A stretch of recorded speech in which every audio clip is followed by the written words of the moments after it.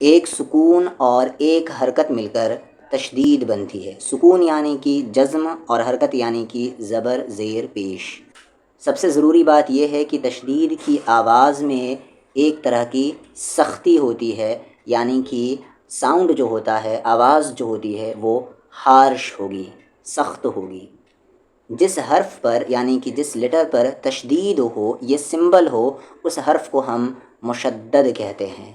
دیکھیں اسے اس طریقے سے ملایا جا رہا ہے، اب پھر با کو ریپیٹ کیا جا رہا ہے، ب کیسے ملایا جا رہا ہے؟ سختی کے ساتھ، اب اب اب ابی ابی ابی ات ات ات اتی اتی اتی اج اج اج اجی اجی اجی ابن ابن ابن ابن ابن ابن ببن ببن ببن تبن تبن تبن فعوی سجی عد حد حی علم، یعنی آ کو لام ہے، پھر لام کو ریپیٹ کر رہے ہیں کیونکہ اس پہ تشدید ہے۔ علم کذب